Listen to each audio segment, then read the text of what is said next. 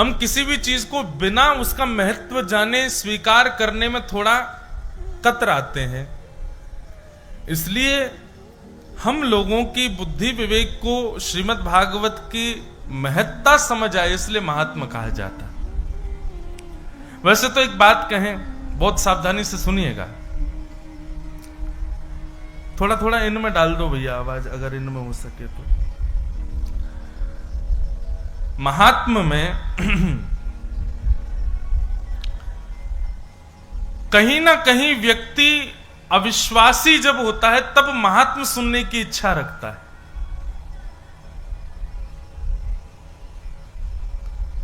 ये जरूरी नहीं है कि महात्मा आप सबको सुनाया जा रहा है, उन लोगों के लिए कहा जाता है जिनको भागवत वाणी पर विश्वास नहीं है, उनका विश्वास जगे, इसलिए महात्मा सुनाया जाता है। बाकी प्रेमी को महत्व जानने की इच्छा नहीं होती। प्रेमी महत्व जानने की इच्छा नहीं रखता है। प्रेमी तो बस प्रेम करता है, चाहे अच्छा है बुरा है जैसा है, बस वो अपने प्रेमी को, अपने प्रेमास्पद को स्वीकार करना चाहता है किसी भी रूप में। उसको महत्व सुनने की इच्छा नहीं होती। पर फिर भी कलयुग में हर प्रकार के लोग हैं। अब यहां से तो चली गई। कलयुग में हर प्रकार के लोग हैं। जैसे पहला तो वैसे ही कर दो, हम सुना देंगे कथा। तो कलयुग में हर प्रकार के लोग हैं, इसलिए सबके विश्वास की सजगता के लिए महत्व कहा जाता है। श्रीमद् भागवत का प्रथम श्लोक महात्मा का, सच्चिदानंद रूपाय विश्वोत्पत्त्यादि हेतवे। भगवान के 3 रूप हैं, सत्य, चित्त और आनंद। बंधुओं, अवतार कितने भी हो सकते हैं ठाकुर जी के, 24 अवतार कह दो, 10 अवतार कह दो, अनंत अवतार कह दो, लेकिन प्रत्येक अवतार में ये तीनों विद्यमान हैं, सत्य, चैतन्य और आनंद। बहुत सावधानी से सुनिएगा। हमारे पूज्यपाद गुरुदेव भगवान कहते हैं, सच्चिदानंद रूपाय का एक बहुत सुंदर भाव, ठाकुर जी ही सत्य हैं, बाकी सब मिथ्या हैं। पहला भाव। वे ही चैतन्य हैं, बाकी सब जड़ हैं। दूसरा भाव। वे ही आनंद प्रदायक हैं, बाकी सब कष्ट देने वाले हैं। तीसरा भाव, सच्चिदानंद रूपाय। दूसरा अर्थ करते हुए गुरुदेव भगवान कहते हैं, सच्चिदानंद रूपाय, जब तक सत भगवान को चैतन्य नहीं मानोगे तब तक उनकी सेवा में आनंद नहीं मिलेगा। जैसे कई लोग बटेश्वर महादेव के आज दर्शन किए, इतने बढ़िया भोलेनाथ विराजमान है। कभी कभी महादेव के मंदिरों में जाता हूं या कहीं भी जाता हूं तो मुझे कभी कभी मैं लोगों की पूजा पद्धति देखता हूं, ये कर कैसे रहे हैं, और उनकी उस सेवा प्रणाली में जब मुझे यह दिखता है कि ये जड़ वस्तु मान करके सेवा कर रहे हैं तो बहुत कष्ट होता है हृदय को। और विशेष रूप से तो महादेव के मंदिर में, मतलब शिवलिंग विराजमान है तो बस उनके ऊपर जल चढ़ना चाहिए, उनकी जो है बढ़िया जोर से मसाज कर देते हैं, ऐसी जोर से हाथ फिराएंगे उनके ऊपर। कई लोग तो अपनी अंगूठियां भी नहीं उतारते, बेचारों के हाथ पांव छिल जाते होंगे भोले बाबा के। कभी कभी मन में भाव आता है कि ये दोष हम क्यों करते हैं, क्योंकि हमने उनको चैतन्य माना नहीं है। अपने गोपाल जी की सेवा में, घर के ठाकुर की सेवा में अपराध हमसे क्यों बन जाते हैं, क्योंकि हमारे भीतर चैतन्य भाव नहीं है। चैतन्य का मतलब क्या होता है? जैसे हम व्यासपीठ पे बैठे हैं, बटुक जी ने तो एसी लगवा रखे हैं यहाँ पे। क्यों लगवा रखे हैं? क्योंकि उनको पता है कि व्यास जी चैतन्य है, उनको गर्मी लग सकती है। अगर मैं जड़ हूं, मैं मूर्ति हूं, तो इनकी आवश्यकता नहीं है। मूर्ति तो कैसे भी रह सकती है, जड़ वस्तु तो कहीं भी रह सकती है, किसी भी प्रकार में रह सकती है, लेकिन चैतन्य यदि है तो उसकी व्यवस्था करनी पड़ती है। थोड़ा ध्यान से सुनिएगा बात को। तो जो लोग ठाकुर जी को मूर्तिवंत मानते हैं, केवल धातु मानते हैं, वो कैसे भी रखते हैं अपने ठाकुर जी को, कहीं भी बैठा देते हैं, कैसा भी जल डाल देते हैं, कुछ भी पहना देते हैं, उसमें विचार नहीं करते, क्योंकि उनके चित्त में चैतन्य भाव नहीं। लेकिन वहीं अपना पुत्र आ जाए तो पुत्र के प्रति चैतन्य भाव होता है, उसको देखते तुरंत लगता है सर्दी ना लगे शॉल पहना दो, गर्मी लग रही होगी शरबत पिला दो, ये चैतन्य भाव। ऐसी चैतन्य स्थिति जब तक आप सत परमात्मा के प्रति नहीं रखोगे तब तक उनकी सेवा आनंद नहीं देगी। यही है सच्चिदानंद रूपाय। ठाकुर जी के प्रति चैतन्य भाव रखो, वो साक्षात चैतन्य है। उन्हें भी शीत का अनुभव, अब हम हैं तो रामानुज संप्रदाय से, हमारे रामानुज संप्रदाय हो, रामानंदी संप्रदाय हो, वल्लभ कुल की संप्रदाय हो, सब जगह सेवा में चैतन्यता को प्रधान माना गया है।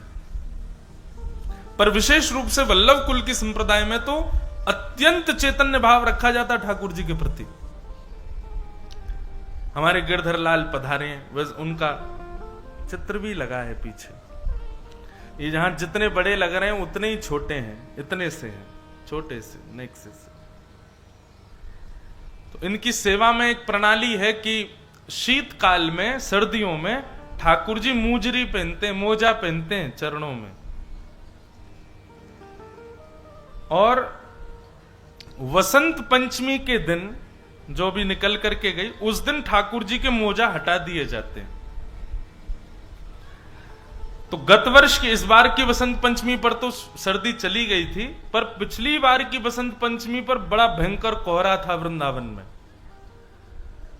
अब मुझे बड़ा कष्ट होवे कि ठाकुर जी की आज मोजे हटाने, और बाहर इतनी शीत पड़ रही है, पूरी गलन हो रही है कमरों में, क्या किया जाए। तो हमने एक आचार्य प्रवर को फोन किया, मैंने कि महाराज जी वसंत पंचमी के अनुसार ठाकुर जी के मोजा हटाने चाहिए आज। बोले हाँ, आज ठाकुर जी के मोजा मत धराना आज श्रृंगार में। मैंने कहा लेकिन वृंदावन में इतनी भयंकर सर्दी, कोहरा पड़ रहा है, गलन हो रही है, और मुझे इतनी सर्दी लग रही है, मैं सोच रहा हूं ठाकुर जी के मोजा क्यों नहीं पहनाऊं। तो हंस करके भाव में एक बात बोले जब इनके मोजा हटाओगे, इनको सर्दी लगेगी तभी ये गर्मी लामेंगे। जब तक मोजा इनको पहनाते रहोगे, इनको लगेगा बढ़िया आनंद आ रहा हो, सर्दी होने दो। जब इनके वस्त्र हल्के करोगे तब इनको सर्दी लगेगी, और जब इनको सर्दी लगेगी तब ये ऋतुओं को आज्ञा करेंगे कि ए भाई हमको सर्दी लग रही है, अब जल्दी जाओ, तुम ग्रीष्म आने दो, बसंत आने दो। कितना सुंदर भाव। ये भाव जड़ वस्तु में नहीं आता है, ये भाव चैतन्य में ही आ सकता है। और वास्तव में उस दिन हमने फिर, पहले तो कष्ट हो रहा था कि ठाकुर जी की मोजा कैसे हटाएं, लेकिन ये भाव सुन के हमने तुरंत मोजा हटाया, 5 मिनट बाद ही धूप निकल आई वृंदावन में। तो अब ये सब जो स्थितियां हैं, ये सब जो भाव है ना, ये तभी निर्मित होते हैं, ये तभी व्यवस्थित होते हैं जब आप अपने ठाकुर को चैतन्य मानते हो। और जब चैतन्यता मान करके आप सेवा करने लग जाते हैं ठाकुर जी की, तो फिर सुख नहीं मिलता सेवा में, फिर आनंद मिलता है। आनंद, आनंदाम बुद्धिवर्धनम प्रतिपदम। आनंद की डेफिनेशन क्या है? जिसके सेवन में सुख घटे ना बढ़े। मतलब पानी पीते हैं हम लोग, और जब पानी पीते हैं तो हर घूंट में प्यास बुझती है, प्यास कम होती है। पर आनंद में क्या होता है? हर घूंट में प्यास बढ़ेगी, इसको आनंद कहते हैं। तो जब चैतन्य मान करके ठाकुर जी की सेवा करते हैं, उसी सत परमात्मा को चैतन्य मानते हैं, तब उनकी सेवा सुख नहीं देती, आनंद देती है। फिर मीराबाई का वो भाव याद आता है, जित जाऊं ठाड़ो ही पावे, जित जाऊं ठाड़ो ही पावे, बिना बुलाए बोले बुलाए, जित जाऊं तो थाड़ो ही पावे। फिर जहां देखोगे वहीं लगेगा श्याम सुंदर यहीं खड़े हैं, गिरधर गोपाल यहीं खड़े हैं, अरे हमारे ठाकुर जी यहीं बैठे। उनसे बात नहीं करना चाहोगे, लेकिन फिर भी ऐसा लगेगा ठाकुर जी ये संकेत कर रहे हैं, ठाकुर जी ऐसी आज्ञा कर रहे हैं, हमारे गोपाल जी शायद ऐसा पाना चाह रहे हैं, ऐसा पहनना चाह रहे हैं, यहां जाना चाह रहे हैं। ये अपने आप संकेत आने लग जाएंगे आपको। माई मेरे श्याम लगो संग डोले, माई मेरे श्याम लगो संग डोले। तो संग ही संग रहेंगे ठाकुर जी। कितनी बार हमको ऐसा अनुभव हुआ कथाओं में, कथा करते करते ऐसे भाव आए कि ये पीछे की मसनद है ना, या मसनद पे ठाकुर जी हमारे दोनों तरफ पाम लटका करके बैठ गए और ऐसे पीछे से ऐसे गले में ऐसे दोनों भुजा डाल के यहाँ सर लगा करके ऐसे ऐसे ठाकुर जी बैठे। कितनी बार ऐसा अनुभव होता है। ये अनुभव बताने के विषय नहीं है, क्योंकि जब ये अनुभव कथा में बता दिए जाते हैं फिर ठाकुर जी अनुभव देना बंद कर देते हैं। अष्ट सखाओं ने कहा है कि प्रेम के स्वभाव को, ठाकुर जी के अनुभवों को ज्यादा प्रचार मत करो, नहीं तो वो अनुभव कराना बंद कर देते हैं। प्रेम बताने से प्रेम घटता है, पर हम व्यास हैं, कई बार हमको कथाओं में बताना पड़ता है ताकि श्रोताओं का विश्वास बढ़े। आपका विश्वास बढ़े इसलिए बता देते हैं, लेकिन फिर हम 6-7 महीने के लिए वंचित हो जाते हैं, ठाकुर जी फिर अनुभूति नहीं कराते। पर हम कहना चाहते हैं भैया, ऐसे अनुभव तभी होते हैं जब आप ठाकुर जी को चैतन्य रूप मानते। तो सच्चिदानंद रूपाय, वो सत परमात्मा है। एक बात हमेशा याद रखिएगा, ओम तत्सत, ये 3 शब्द सदैव ब्रह्मवाचक होते हैं। ओम शब्द भी ठाकुर जी के लिए प्रयोग किया जाता है, सत शब्द भी ठाकुर जी के लिए, तत् शब्द भी ठाकुर जी के लिए। तो सच्चिदानंद रूपाय, सत यानी कि परमात्मा में जब आप चैतन्य बुद्धि रखोगे, उनको जड़ नहीं मानोगे, तो उन्हीं की सेवा, उन्हीं की उपस्थिति तुमको आनंद प्रदान करेगी। सच्चिदानंद रूपाय विश्वोत्पत्त्यादि हेतवे। और कौन है वो सच्चिदानंद रूप? बोले विश्व की उत्पत्ति करना, पालन करना, संहार करना, ये 3 क्रियाओं में जो व्यवस्थित हैं। बंधुओं, ठाकुर जी का स्वभाव कैसा है? छोटे से बालक के जैसा। मिट्टी का एक घर बनाया, घर बना करके उसकी रक्षा करी, कोई इस पर चढ़ ना जाए, कोई इसको तोड़ ना जाए। 2-4 दिन रोज उसको जा करके देख रहे हैं कहीं से इसमें कोई दिक्कत ना आ जाए। एक दिन मन आ गया तो अपने पैर से ही घर तोड़ दिया। जैसे उस बालक का स्वभाव होता है, वैसे ही ठाकुर जी का स्वभाव है।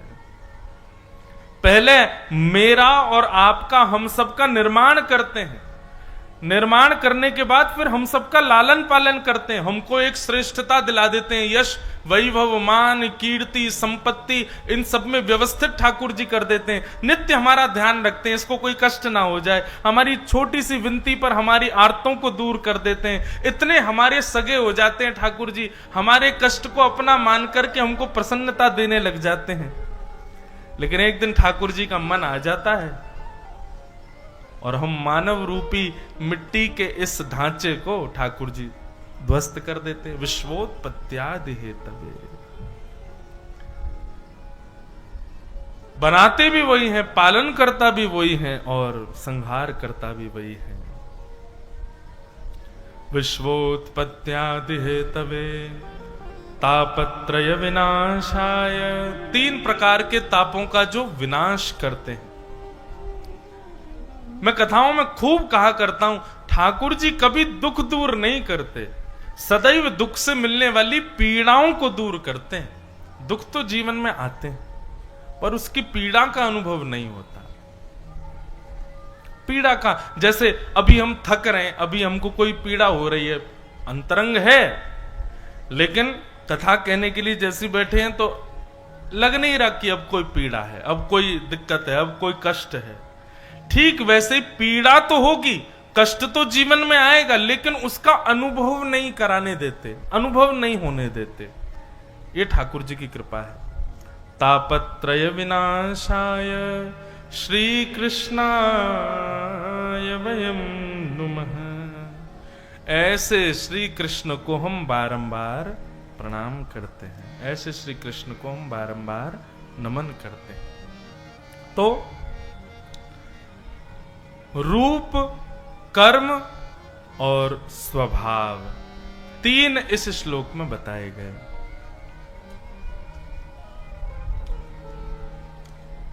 श्री कृष्णाय वयं नमः। ऐसे श्री कृष्ण को हम बारंबार प्रणाम करते हैं। अब यहां से महात्म प्रारंभ होता है।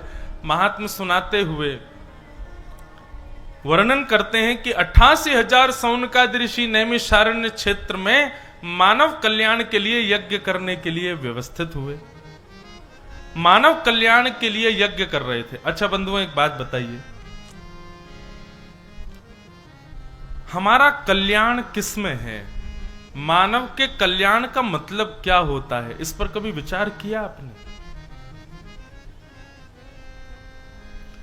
हम आपसे प्रश्न कर रहे हैं व्यासपीठ से, कल हमको उत्तर चाहिए व्यासपीठ पे। जो जो उत्तर देगा बढ़िया लिख के लाइएगा कहीं उत्तर, यहाँ व्यासपीठ पे हमारे आने से पहले धर देना। जिसका उत्तर बढ़िया लगा हम मंच से बोलेंगे। प्रश्न क्या है? मानव का कल्याण क्या है? मानव के कल्याण की विधा क्या है और कल्याण है किसमें?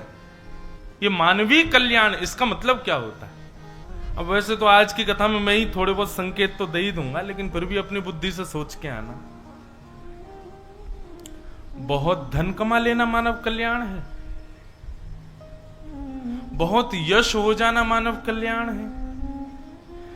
एक प्रकार से यहां आप सब लोग मुंडी हिला के मना तो कर रहे हो, लेकिन मानते आप सब भी यही हो कि धनवान होना कल्याण है। विदिशा में कोई धनवान हो जाए, निश्चित है आप भी 4 लोगों से उसकी चर्चा करते हो, भाई जीवन हो तो ऐसा हो, देख क्या बढ़िया है, कल तक कुछ नहीं था, हमारे संग गिल्ली डंडा खेलता था, कैसा इसका बुद्धि देखो क्या बढ़िया हो गई, अब जाकर के जो है।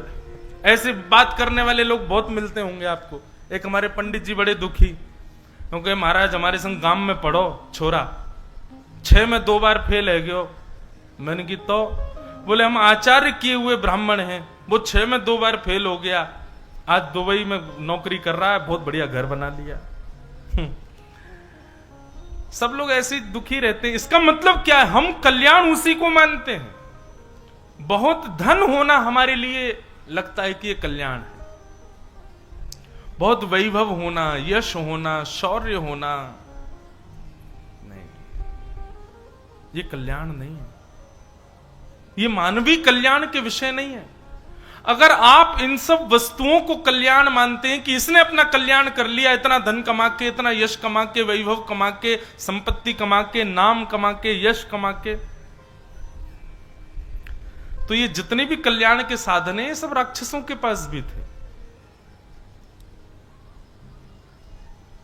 ऐश्वर्य जितना रावण के पास था उतना किसी के पास नहीं था। यश कीर्ति जितनी हिरण्यकश्यप की थी उतनी किसी की नहीं थी। बल जितना जरासंध में था उतना किसी में नहीं था।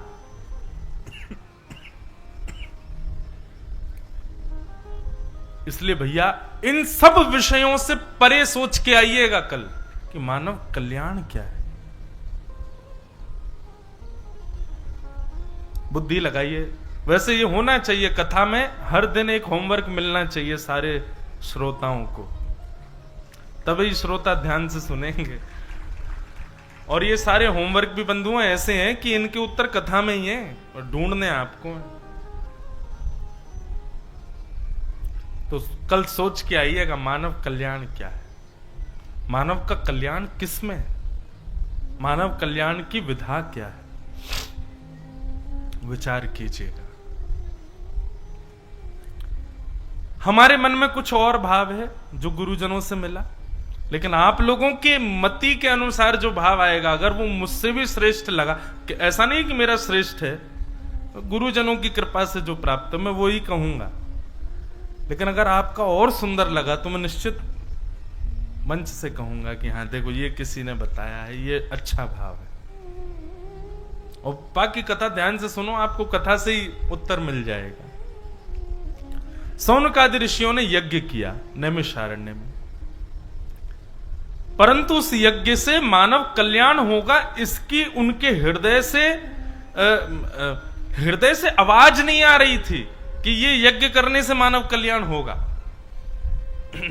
कई बार ऐसा होता है, हम कोई क्रिया करते हैं तो क्रिया शरीर तो करता है, लेकिन चित्त कहता है कि पता नहीं ये क्रिया करने में कुछ लाभ है कि नहीं, उचित है कि नहीं। कई लोग आते हैं, युवा आते हैं, महाराज जी हम जॉब करते हैं, हम ऑफिस जाते हैं या कहीं भी कुछ भी करते हैं, करते तो हैं, सैलरी तो मिलती है, लेकिन पता नहीं मन बड़ा उच्चाटित रहता है, करने का मन नहीं होता। वास्तव में ऐसी स्थिति जहां बने ना, वहां त्याग ही कर देना चाहिए। लाभ चाहे आपको अन्य स्थिति से कितना भी मिल रहा हो।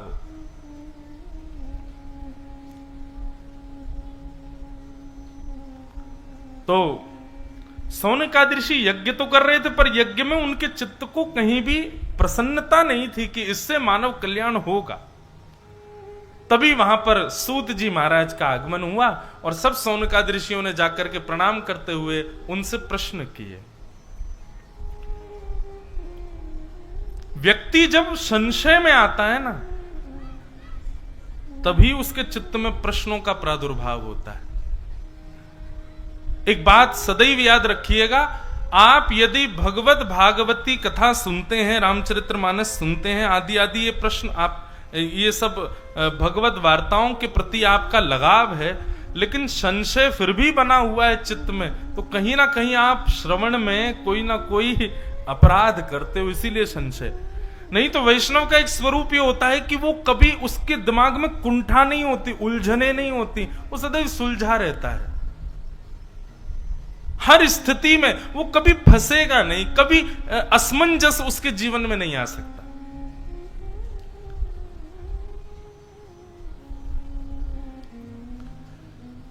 कई लोग बहुत सेवा करते हैं, खूब कथा सुनते हैं, लेकिन उनकी असमंजस कभी खत्म ही नहीं होती, वो सदैव असमंजस में रहते हैं। वास्तविकता यह है बंधुओं कि ये वैदिक भागवती कथा, मानस जी की कथा आदि आदि ये जो भगवत वार्ताएं हैं, ये आपने सुनी हैं, इनका प्रभाव क्या होगा कि आपके चित्त की कुंठा, आपके चित्त की असमंजसता, ये सब नष्ट हो जाएंगी। अपने आप उत्तर मिल जाया करेगा प्रश्न का। मीराबाई कोई पढ़ी लिखी नहीं थी, मीराबाई के जीवन में कोई ऐसे गुरु नहीं थे जो बैठ करके उनको रोज सिखाते हो, बस सत्संग करती थी मीराबाई, लेकिन जीवन में कभी मीराबाई के असमंजस नहीं आई। एक बार आई थी बस। हमने मीरा चरित्र पर कथा की एक बार, इतना आनंद आया, आज तक मीराबाई याद आती रहती है, मन होता है दोबारा कहें। मीराबाई को कभी संशय नहीं हुआ, पति, परिवार, ससुराल के लोग सब विचित्र थे उनके, लेकिन कभी मीराबाई ऐसा नहीं लगा कि कर्म पर हाथ रख के बैठी हो, सोच रही हो, चिंता में पड़ गई हो, क्या होगा, कैसे होगा, क्या करूं, क्या नहीं करूं, कभी नहीं। मीराबाई के पास हर स्थिति का सॉल्यूशन था, और यही एक वैष्णव की पहचान है, यही एक कथा श्रोता की पहचान है, यही एक कथा वक्ता की पहचान है कि वो कभी असमंजस में नहीं पड़ता। वैकुंठ नाथ हैं हमारे स्वामी भगवान। कौन है? वैकुंठ नाथ। वैकुंठ का मतलब क्या होता है? कुंठा रहित जो है। कुंठा मतलब उलझने नहीं है जिनके दिमाग में, सब चीज सुलझी हुई है, वो वैकुंठ नाथ। और उनके हम उपासक। हमारे चित्त में कुंठा क्यों हो, हमारे चित्त में असमंजस क्यों हो? जिस प्रकार नित्य औषधि लेने वाले का वो रोग खत्म होता है, ऐसे नित्य सत्संग करने वाले के चित्त से असमंजस खत्म हो जाता है। वो फिर कभी दुविधा में नहीं पड़ेगा। मतलब कैसे समझाएं? अब आपको समझ आ रहा है कि नहीं? हम तो बोलते जा रहे हैं, समझ आ रही है ना बात? मतलब दो रास्ते हैं, तो आप रुक करके ये नहीं सोचोगे क्या करें, आप सोचोगे इस पे जाना और यही ठीक है। इतनी असमंजस नहीं रहेगी दिमाग में। ये सत्संग का प्रभाव। और ये कोई हम अपनी मनगढ़ंत बात कह रहे हैं, नहीं। बिनु सत्संग विवेक ना होई, राम कृपा बिन सुलभ न सोई। विवेक क्या होता है? विवेक बिनु सत्संग विवेक न। विवेक का मतलब सही गलत की पहचान। सत्संग और कुछ देता ही नहीं है, विवेक ही देता, और विवेक ही चाहिए व्यक्ति को जीवन में। व्यक्ति विवेक शून्य होता है, इसीलिए संसार में फंसता है, इसीलिए संसार में समाज में कुंठित होता चला जाता है। जिस दिन वो विवेक युक्त हो जाए, उसके जीवन में कोई असमंजस होगी ही नहीं।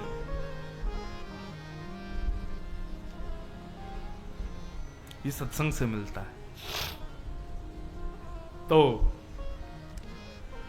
सबने जाकर के प्रश्न किया और सूत जी महाराज से कहा, मानव कल्याण करने के लिए हम लोग यज्ञ कर रहे थे, पर यज्ञ से हमको लगता नहीं है कि हो पाएगा। अब आपसे हम कुछ प्रश्न करना चाहते हैं, कृपा करके आप हमको इनके उत्तर दीजिए। बोले करो, क्या प्रश्न है? तो श्रेयसाम यद भवेत् श्रेय पावनानां च पावनम् कृष्ण प्राप्ति करम सस्वत् साधनम तद्वदाधुना। भगवान, श्रेष्ठ से श्रेष्ठ, पवित्र से पवित्र और जल्दी से जल्दी भगवत मिलन का कोई मार्ग हमको बताइए। कृष्ण प्राप्ति करम सस्वत साधनम तद्वदाधुना। ठाकुर जी हमको कैसे मिलेंगे, कृपा करके हमको यह बताओ। और भगवान कलयुग है, ये सौनकादि ऋषि प्रश्न कर रहे हैं। कलयुग में लोगों पे समय नहीं है, इसलिए जल्दी से जल्दी भगवत प्राप्ति का पवित्र से पवित्र, श्रेष्ठ से श्रेष्ठ उदाहरण बताइएगा। ये प्रश्न किया।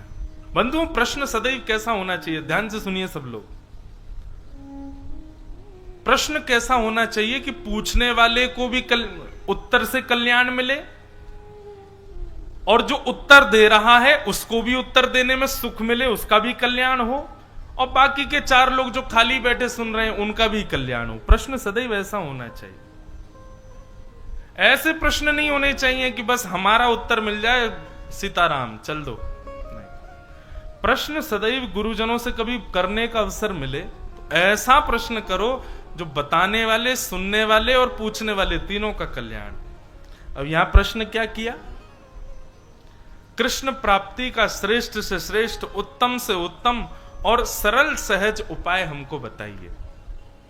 एक प्रश्न किया और उस एक प्रश्न में ही 88,000 सौनकादि ऋषि बैठे हैं और सूत जी महाराज व्यास मंच पर बैठ करके कथा सुनाते हैं। ऐसा प्रश्न होना चाहिए। और लोग पीछे पड़े रहते हैं, हमारे व्यासपीठ पर प्रश्न आते हैं, सुदामा जी के माता पिताजी का नाम क्या था बताओ,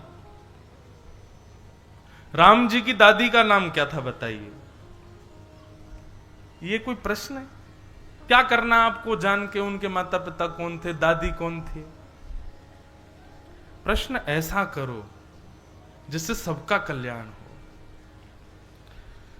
जब ये प्रश्न किया तब सूत जी महाराज यहां से प्रवचन करना प्रारंभ करते हैं और कहते हैं कि कालव्याल मुखग्रास त्रास निर्णास है तवे श्रीमद्भागवतम शास्त्रम कलौकीरेण भाषितम। बहुत सुंदर बात। काल रूपी व्याल, व्याल कहते हैं सर्प को, समय रूपी सर्प के मुख में हम आप सब लोग भोजन के भांति बैठे हैं, ग्रास के रूप में। कब तक जीवित हैं? जब तक वो अपना मुख बंद नहीं कर रहा। जिस दिन काल रूपी व्याल ने अपना मुख बंद कर लिया, उसी दिन हमारा गोविंदाय नमो नमः हो जाएगा। बंधुओं, ये मृत्यु हमारी भाई समझ लो या बहन समझ लो, इसका जन्म हमारे संग ही होता है और ये सदैव हमारे गले में गलवैयां डाल करके रहती है। ज्यों ज्यों हम बड़े होते हैं त्यों त्यों ये भी बड़ी होती है। बस एक दिन इसको झटका, ज्यादा स्नेह आ जाता है तो बस गले लगा लेती है। जिस दिन इसने गले लगाया उसी दिन हम चले जाएंगे, और वो कभी भी हो सकता है, किसी भी क्षण हो सकता है। बहुत ध्यान से सुनिएगा। काल रूपी व्याल यानी कि सर्प के मुख में हम आप सब लोग भोजन के भांति हैं, तब तक जीवित हैं जब तक मुख खुला हुआ है। काल रूपी सर्प ने मुख बंद किया, उस दिन हमारी मृत्यु हो जानी है। इस मृत्यु के भय को जो दूर करे वो श्रीमद् भागवत की कथा है। श्रीमद् भागवतम शास्त्रम कलौ कीरेण भाषितम। इस मृत्यु के भय को जो हमारे चित्त से निकाल देवे वो भागवत की कथा है। हे सौनकादि ऋषियों, आप ऐसी भागवत की कथा को श्रवण करो। व्यक्ति सबसे ज्यादा भयभीत किस चीज से है? मृत्यु से। कई लोग कहते जरूर है मुझे मरने से डर नहीं लगता, अभी मर जाऊं, ये हो जाए वो हो जाए, बोलते सब लोग हैं। मृत्यु से सबको डर लगता है। मृत्यु का भय सबके चित्त में होता है। और उसका भय कैसे पता चलता है? अभी पंखे बंद हो जाएं, यहाँ के सारे कूलर बंद हो जाएं, पंखे एसी बंद हो जाएं, क्या होगा? 5 मिनट बाद ही आप ये मृत्यु का भय करा रहा है आपसे। आप कहोगे इसमें मृत्यु का क्या भय? गर्मी लग रही। भाई गर्मी देह को लगी है। ये देह जो अपना अभिमान प्रकट करता है ये इसीलिए तो करता है कि उसको मृत्यु का भय रहता है। आपकी मन बुद्धि भले ही मृत्यु के भय से कभी कभी ऐसे शहंशाह बन के बोल देते हो कि हमको डर नहीं लगता, लेकिन नहीं, आपका देह भयभीत रहता है।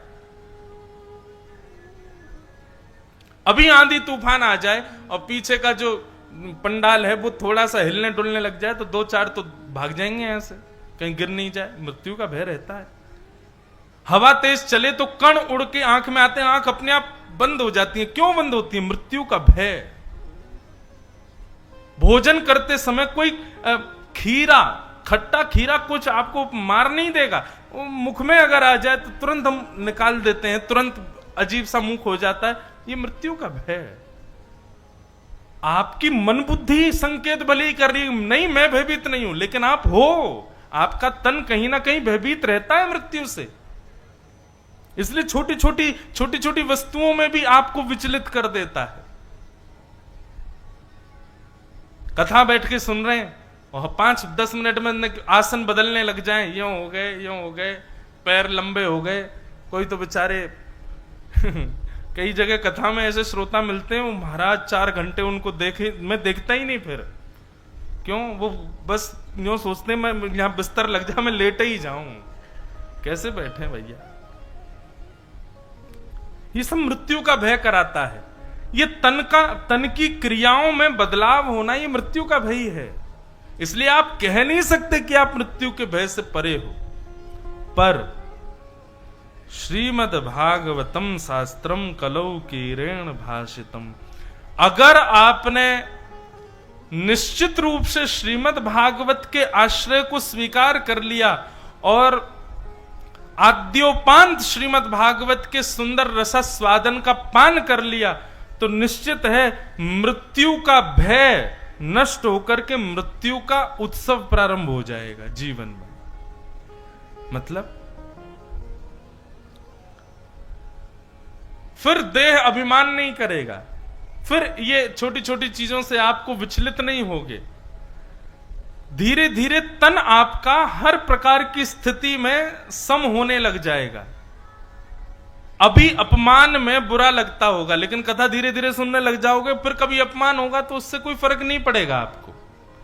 अभी भोजन में स्वाद कम होने पर विचलित हो जाते होंगे, लेकिन कथा धीरे धीरे सुनते रहोगे, सुनते सुनते एक दिन ऐसी स्थिति आएगी, भोजन कैसा भी हो पेट भरना चाहिए बस हमारा, चाहे उसमें स्वाद है नहीं है, इससे आपको ज्यादा विचलितता नहीं होगी। कथा सुनते सुनते धीरे धीरे ऐसी स्थिति हो जाएगी कि एसी नहीं हो, पंखा ही है, बस चलेगा, कोई बात नहीं, पंखा भी खिड़की दे दो भाई, हम इसी में ही रह लेंगे। मतलब कथा आपको ऐसा बना देगी कि आपके देह को फिर स्थिति परिस्थिति से फिर कोई फर्क नहीं पड़ेगा। आपके चित्त, आपकी बुद्धि, आपका तन वो हर प्रकार की स्थिति में सम होने लग जाएगा। ऐसी स्थिति बनने लग जाएगी कथा सुनने के बाद। हम लोग संतों के आश्रम में जाते हैं या पूर्वाचार्यों के यहाँ जाते हैं। स्वामी श्री हरदास जी महाराज कहाँ बैठते थे, स्वामी श्री हरदास जी कहाँ पाते थे, श्री हितरवंश महाप्रभु कहाँ बैठते थे, क्या उनकी स्थिति देखो, वृक्ष के नीचे बैठे हैं, गंगा के किनारे कुटिया बना के रह रहे हैं, कहीं भी खा ले रहे हैं, कहीं भी सो जा रहे हैं, कुछ भी कर ले। क्यों? क्योंकि तन की स्थिति ऐसी हो जाती है कि फिर उसको किसी भी चीज से प्रभाव और अभाव का अनुभव नहीं होता है। ये सत्संग का प्रभाव है। मृत्यु का भय नष्ट हो जाता है कथा सुनने वाले का। मैं तो कहता हूं कथाओं में कि कथा सुनने वाले श्रोता मृत्यु से भयभीत नहीं होते, मृत्यु का इंतजार करते हैं। उनके लिए तो मृत्यु उत्सव बन जाती है। कैसे? ये 7 दिन की कथा क्या है?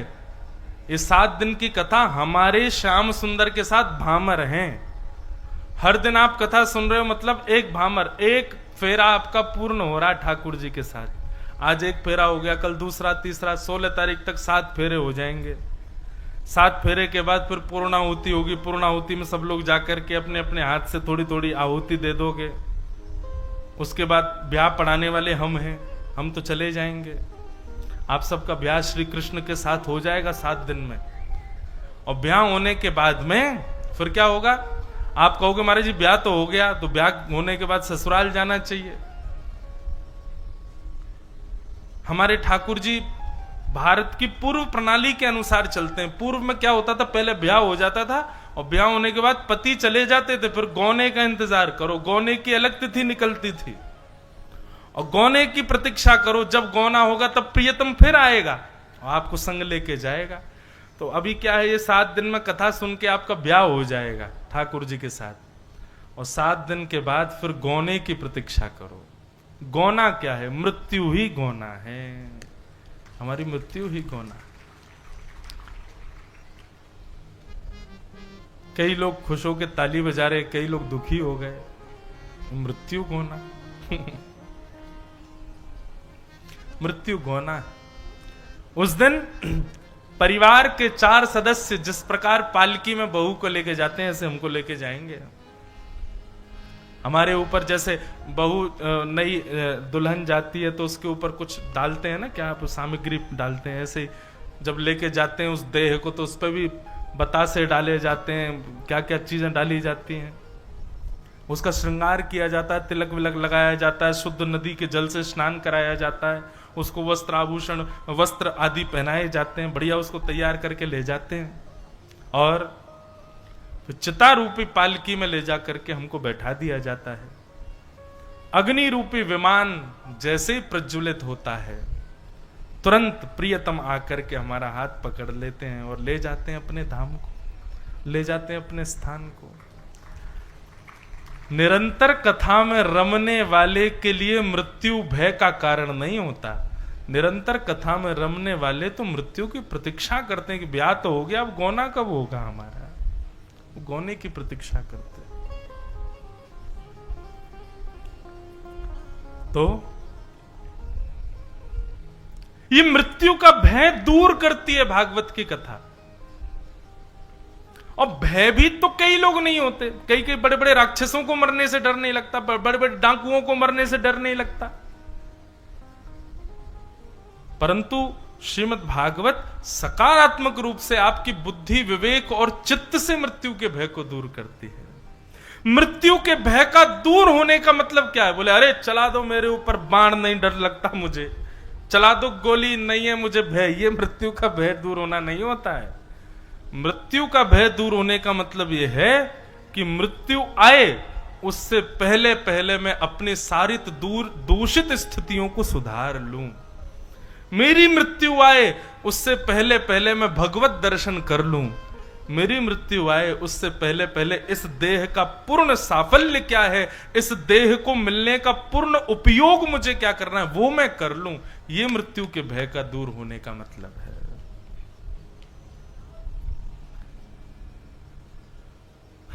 तो श्रीमद् भागवत ऐसा निर्माण करती है। काल व्याल मुखग्रास त्रास नृणास हेतवे श्रीमद् भागवतम शास्त्रम कलौ कीरेण भाषितम। भागवत की कथा के विषय में जब महात्मा ऐसा सुनाया तो सौनकादि ऋषि बोले, महाराज ये भागवत की कथा क्या है, जरा इसके बारे में हमें बताओ। बोले, भैया ये भागवत की कथा वो है जो सुराणाम अपि दुर्लभा, देवताओं को भी दुर्लभ है।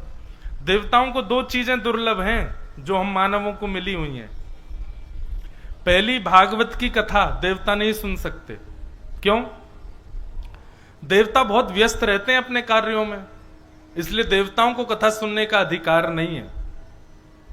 पहली भागवत की कथा। दूसरी, तक्रम सकृष्य दुर्लभ, छाछ, मट्ठा पीते हो आप लोग हैं? दही बिलोने के बाद मक्खन दूर होने पर जो बच जाता है छाछ, देवताओं को पीने को नहीं मिलती कभी। क्यों? क्योंकि स्वर्ग में कभी भी कोई वस्तु बासी नहीं होती और दूध बासा नहीं होता, इसलिए कभी तक्रम यानी कि छाछ बन नहीं पाती। इसलिए तक्रम सकृष्य दुर्लभ, देवताओं को छाछ बड़ी दुर्लभ है। तो ये दो अमृत हम लोगों को मिले हुए हैं। एक देह को सुख देता है, दूसरा चित्त को सुख देता है। दोनों का सेवन करना चाहिए। तो बोले, देवताओं को भी दुर्लभ है ये भागवत की कथा। ऐसी भागवत की कथा के आश्रय में हमको रहना चाहिए। तब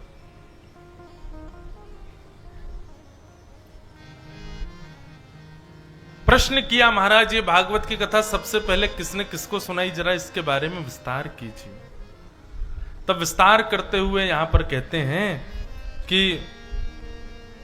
एकदा ही विशालाया चत्वार ऋषयो मला सत्संगार्थम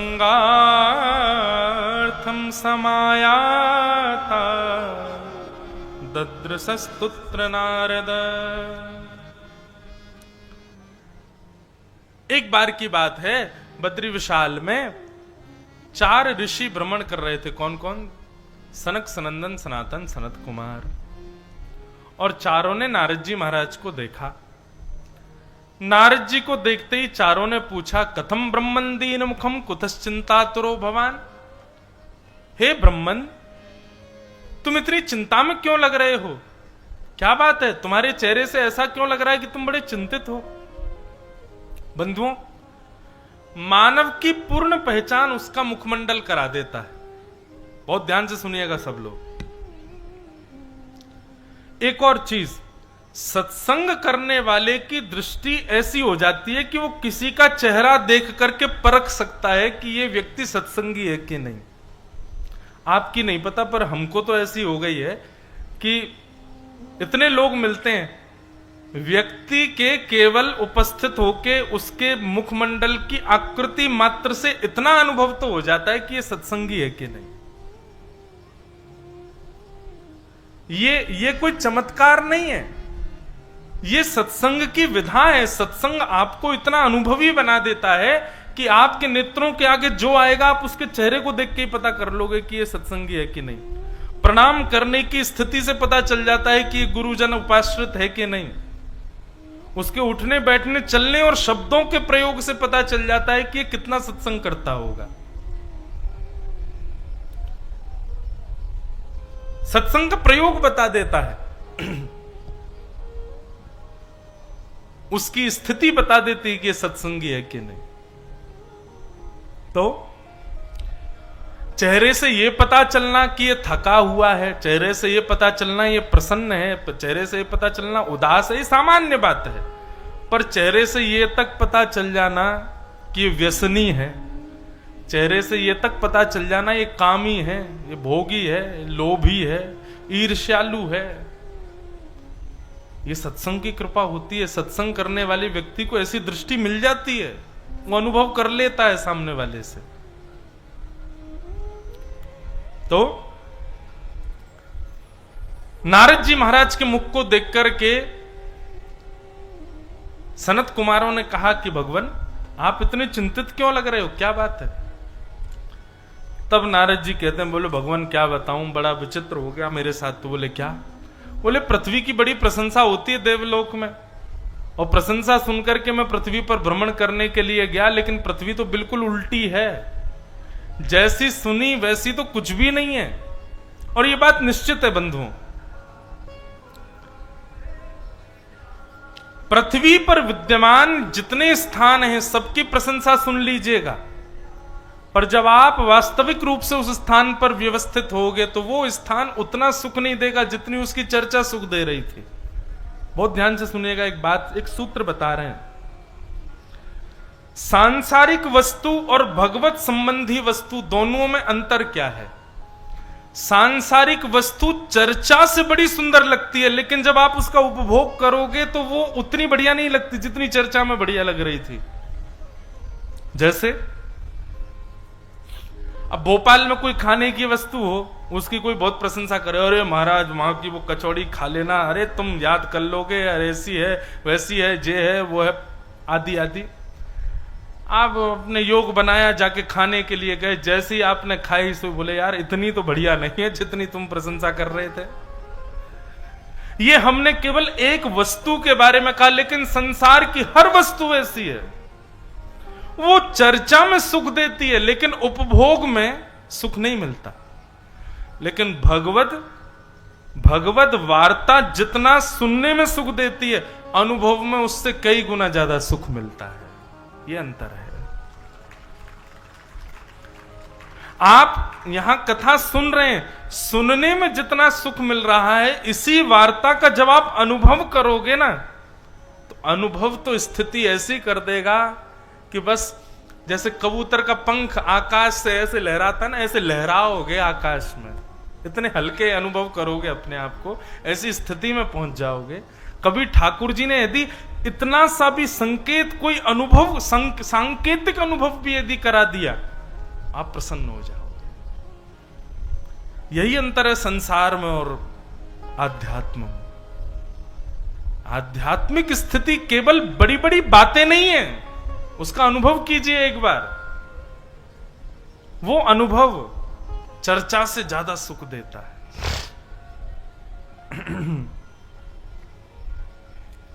तो नारद जी महाराज ने पृथ्वी की बड़ी प्रशंसा सुनी। घूमने के लिए जब पृथ्वी पर आए, अहम तुम पृथ्वीम यातो ज्ञात्वा सर्वोत्तमामिति पुष्करम च प्रयागम च काशी गोदावरीम तथा हरिक्षेत्रे कुरुक्षेत्रे श्रीरंगम सेतु वंदनम एवमादिषु तीर्थेषु भ्रममाण इतस्ततः।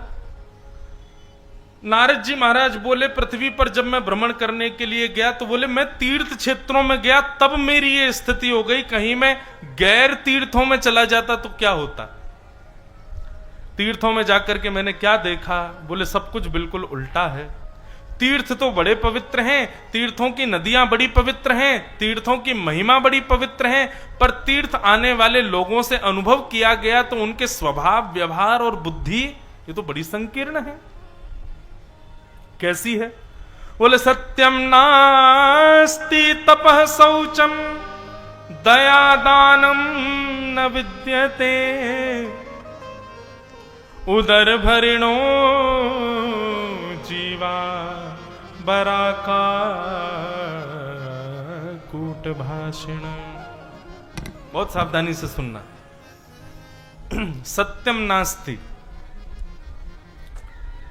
सत्य तो कोई बोलता ही नहीं है बंधुओं।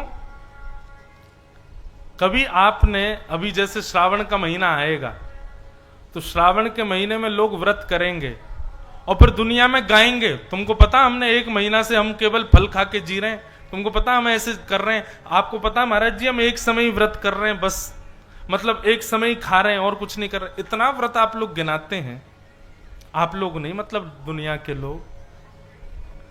अच्छा मुझे पता है, व्यासपीठ से कहूं बुरा नहीं मानिएगा, अपनी भक्ति गिनाने वाले लोगों से मुझको कभी कभी लगता है क्यों गिनाते हो आप। कभी पाप तो गिनाए नहीं, कभी दूषित कर्म तो गिनाए नहीं, कितना झूठ बोलते हैं इसकी गिनती तो है नहीं, फिर हम माला कितनी करते हैं ये क्यों गिनाते हो, हम मंदिर कितना जाते हैं ये क्यों गिनाते हो, साल में वृंदावन कितनी बार गए इसकी गिनती क्यों, रोटी की गिनती करते हो कितनी खा ली हमने, ठाकुर जी को क्यों गिनते रहते हो फिर। ये गिनती करनी है ना तो अपने दूषित कर्मों की करो, ठाकुर जी के प्रेम की गिनती कभी नहीं होनी चाहिए। लोग पूछते महाराज जी कितनी माला जपें, कितना नाम जप करें, कितनी देर सेवा करें, उसमें कोई अवधि नहीं होनी चाहिए। यथाशक्ति जितनी तुम्हारी शक्ति हो करो, उसमें कोई नियम नहीं होना चाहिए। तो नारद जी महाराज कहते हैं भगवान सत्यम नास्ति, लोग सत्य नहीं बोलते। आप एक दिन ऐसा बता दीजिए कि सुबह उठने से रात्रि सोने तक आपने एक भी झूठ ना बोला हो ही नहीं सकता।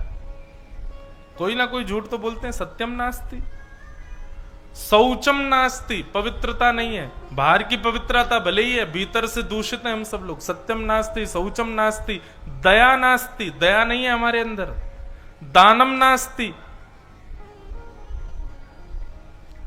उदर भरिणो जीवा, केवल एक चीज पर हमारा ध्यान केंद्रित रहता है, ऐसा कुछ करें हमारा पेट भरा रहे, हमारे भोजन पानी चलते रहे बस।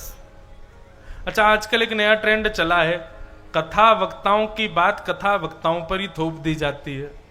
अब हम ये बात कह रहे हैं, लोग हम पे ही थोप देते हैं। अच्छा महाराज जी, आप भी तो कथा इसी के लिए ही कर रहे हो आप भी तो कथा इसी के लिए कर रहे हो कि आपका पेट भरा रहे, उधर भरिणो जीवा। हाँ कर रहे हैं, हम इसी के लिए कर रहे हैं, पर इसके लिए कर रहे हैं कि कथा करने से इतना मिले कि अगली कथा भी कर सकें, भगवत चर्चा कर सकें, इसके लिए पेट भर जाए हमारा, कि हमारी चर्चा चलती रहे, भगवत वार्ता में विक्षेप ना आए, इतना अन्न तो मिले, इसके लिए कर रहे हैं। इसके लिए नहीं कर रहे हैं अगर कि कथा करने से इतना मिले कि खा पी करके घर जाके पड़े रहें, 5 स्टार होटलों में घूमते रहें, कहीं डोलते रहें, ऐसा इसके लिए नहीं कर रहे हैं। भोगने के लिए नहीं कर रहे हैं, इसलिए कर रहे हैं कथा कि इतना मिले, कि इतना बल तो आवे तन में कि अगली कथा भी कर सकें और नए देशों में शहरों में जाकर के भगवत चर्चा सुना सकें। इसके लिए उधर भरने की कोशिश करते हैं, अपने उपभोग के लिए नहीं कर रहे हैं। तो नारद जी महाराज बोले पृथ्वी बड़ी विचित्र थी। अब पूरा उसका वर्णन करना तो नहीं है, थोड़ा थोड़ा ही हमने बता दिया। ऐसी स्थिति देखी पृथ्वी की, तभी नारद जी महाराज वृंदावन गए और वृंदावन में यमुना जी के तट पर जाकर के देखा कि एक परम सुंदरी युवती की गोद में 2 वृद्ध लेटे हैं। युवती से पूछा तुम कौन हो? तब उस युवती ने बताया अहम भक्ति ऋतिख्याता एमो में तनयो मतौ ज्ञान वैराग्य नामानो काल योगेन जर्जरो। मैं भक्ति हूं और ये दोनों मेरे पुत्र हैं, ज्ञान और वैराग्य। नारद जी महाराज बोले देवी आप युवान हो और पुत्र वृद्ध क्यों? बोले क्योंकि महाराज जी भक्ति सब करते हैं पर ज्ञान और वैराग्य को कोई स्वीकार नहीं करता। सब करते हैं इसलिए मैं तो युवान हूं, मेरे पुत्रों को कोई स्वीकार नहीं करता इसलिए ये दोनों वृद्ध हैं। मेरे अंदर आपके अंदर भक्ति तो खूब है पर ज्ञान और वैराग्य नहीं है। ज्ञान और वैराग्य का मतलब क्या होता है? ज्ञान का मतलब क्या है? ज्ञान का मतलब बहुत ज्यादा आपके पास में होना, ये ज्ञान नहीं होता। बहुत ध्यान से सुनिएगा, क्वांटिटी और क्वालिटी 2 चीज होती हैं। क्वांटिटी ज्यादा लोगे तो निश्चित है क्वालिटी डाउन होगी, पर क्वालिटी पर ध्यान दोगे तो क्वांटिटी ज्यादा नहीं होगी। ज्ञान भी ऐसा ही है, बहुत ज्यादा लोगे तो क्वालिटी खत्म हो जाएगी, इसलिए थोड़ा लो लेकिन क्वालिटी बरकरार रखो। रावण के पास में क्वांटिटी बहुत थी, बहुत ज्ञानी था, इतना ज्ञानी था महाराज, नए नए स्तोत्र बना करके महादेव को सुनाता था, ज्ञानी बहुत था पर क्वालिटी नहीं थी। ज्ञान कैसा होता है, ज्ञान कहते किसको हैं? ज्ञान का मतलब बहुत ग्रंथों का, बहुत किताबों का, बहुत देशों की जानकारी होना ज्ञान नहीं होता। जीवन कैसे जीना चाहिए, बस इतनी जानकारी हो जाए तो समझो इतना ज्ञान ही क्वालिटी युक्त है। बस यही आपका कल्याण कर देगा।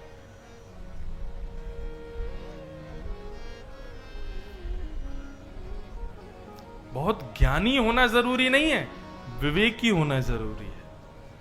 सही गलत की पहचान होना बहुत आवश्यक है। ज्ञानी तो बहुत लोग हो जाते हैं आजकल। बहुत ध्यान से सुनो, इसे कहते हैं ज्ञान, विवेक युक्त होना। और या फिर ज्ञान का दूसरा स्वरूप होता है कि ज्ञान तो है पर भक्ति युक्त ज्ञान है। भक्ति विमुक्त ज्ञान होगा तो ज्ञान अहंकार को जन्म देगा, अहंकार आ जाएगा चित्त में। भक्ति का पुत्र है ज्ञान, इसलिए भक्ति युक्त होना चाहिए। अधिकतर हमने देखा ज्ञानी लोगों में भक्ति नहीं होती, भाव नहीं होता, बस वो ज्ञान के बल पर रहते हैं।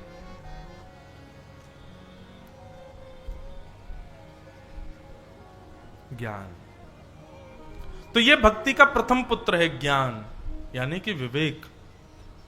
और भक्ति का दूसरे पुत्र का नाम है वैराग्य। वैराग्य का मतलब क्या होता है? घर छोड़ दो, परिवार छोड़ दो, पत्नी बच्चों को छोड़ छाड़ दो, अपने सब व्यापार छोड़ दो, नहीं। वैराग्य मतलब राग रहित होना, इसको कहते हैं वैराग्य। राग किसको कहते हैं? राग का मतलब होता है आसक्ति। आसक्ति रहित व्यक्ति जो है वो परिवार में भी रहे, व्यापार भी करे, पत्नी बच्चों के संग रहे, पर राग रहित होकर के रहे, तो इसलिए वो वैरागी माना जाएगा। राग रहित मतलब आसक्त रहित।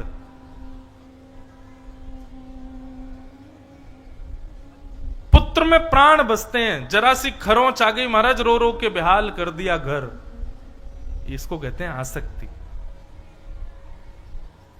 व्यापार में आसक्ति, जरा सी मंदी क्या आ गई, रात भर की नींद उड़ गई है, यह आसक्ति है।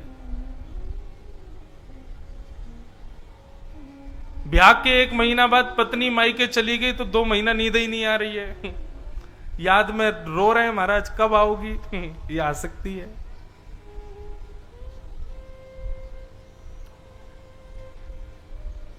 इनसे रहित जो है, पत्नी के साथ भी रहे, बच्चों के संग भी रहे, व्यापार में भी रहे, परिवार में भी रहे, सबके संग रहते हुए भी आसक्ति रहित रहे, उसकी एब्सेंस आपको विचलित ना करे, इसको कहते हैं वैराग्य। वैराग्य का मतलब सब त्याग देना नहीं होता है। कई लोग हैं सब छोड़ देते हैं लेकिन आसक्ति नहीं छोड़ पाते। मतलब पत्नी से दूर चले गए, बच्चों से दूर चले गए, घर परिवार से दूर चले गए, रात भर रो रहे हैं याद में। कैसी है ये? कोई त्याग थोड़ी है, ये कोई वैराग्य थोड़ी है। वैराग्य का मतलब वस्तु सामने है, पर वस्तु सामने होते हुए भी मन विचलित ना हो उसके प्रति, उसको वैराग्य कहते हैं। ये 2 पुत्र हैं भक्ति के।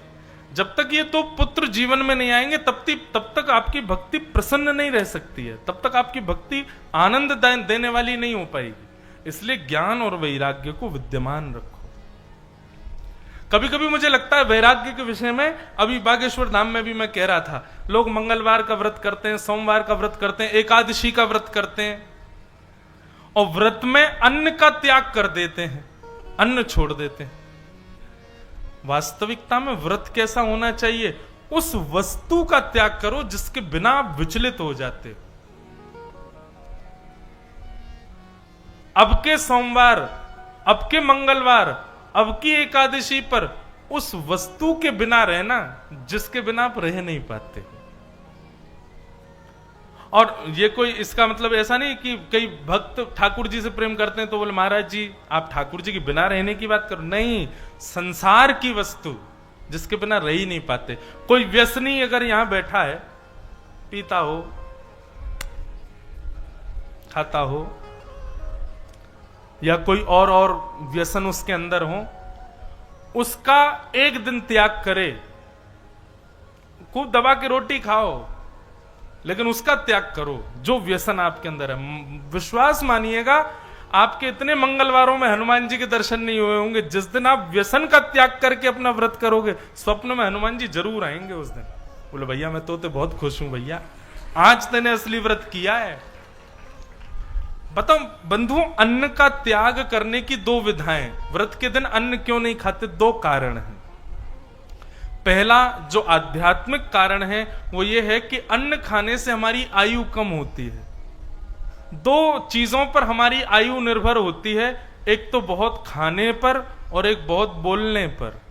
इन दो चीजों से आयु कम होती है, इसलिए दो ही व्रत किए जाते हैं, अन्न का व्रत और दूसरा मौन व्रत। ये दो ही व्रत की विधा बात बताई गई है। लेकिन अब समय बदल गया है, आदमी वैसे ही मौन रहता है। क्यों? मुख से नहीं बोल रहा, लेकिन सोशल मीडिया पे बड़े बड़े खर्रा डालता है लिख लिख के। मुख से नहीं बोल रहा, लेकिन व्हाट्सएप पे 4-4 पैराग्राफ लिख के भेज रहा है। तो आजकल मौन की और अन्न के त्याग के व्रत की कोई महिमा रह नहीं गई है इतनी ज्यादा। अब व्रत बदलना चाहिए। अब व्रत में उस वस्तु को लाओ जिसके बिना तुम रह ही नहीं पाते। प्राचीन काल में जब फोन नहीं था, इंटरनेट नहीं था, इतनी व्यवस्थाएं नहीं थी, तब आदमी पे दो ही काम थे, या तो बोलता रहता था या खाता था। तीसरा कोई काम क्या था आदमी के पास? इसलिए व्रत के नियमों में इनको बता दिया गया। तो व्रत दो कारणों से किया जाता है। आध्यात्मिक कारण तो यह है कि अन्न एक दिन आप नहीं खाते हो तो आपकी आयु बढ़ती है, और दूसरा कारण यह है कि जब आप अन्न सेवन नहीं करते हो तो एक दिन आप उस वस्तु के बिना रहते हो जिसमें आपकी आसक्ति। ये प्राचीन काल में आसक्ति थी अन्न के अंदर, अब नहीं है। अब व्यक्ति 4 दिन भूखा रह लेगा, लेकिन 4 दिन फोन के बिना नहीं रह सकता। हमारे एक पंडित जी हैं, उनका बागेश्वर धाम में फोन चोरी हो गया, बेचारे रात रात भर नहीं सो पा रहे। इतने विचलित हो गए हैं, इतने विचलित हो गए हैं टेंशन के मारे। कभी कभी लगता है तो इनके व्रत होने चाहिए, इसका व्रत हो, और भी ऐसे व्यसन हैं हमारे जीवन में जिनके बिना हम रह नहीं पा, उसका व्रत करो। और विश्वास मानिए, जिस दिन आप इसका त्याग करते हैं, जिस दिन आप उन वस्तुओं का त्याग करते हैं जिनके बिना आप विचलित हो जाते हो, उस दिन आपका वैराग्य पुष्ट होगा। इसको कहते हैं वैराग्य की पुष्टता। तब भक्ति महारानी प्रसन्न होगी। तो हम क्या कह रहे थे? भक्ति के दो पुत्र ज्ञान और वैराग्य, इन दोनों को सही रूप से जीवन में लाओ, तब भक्ति आउटकम देगी अपना।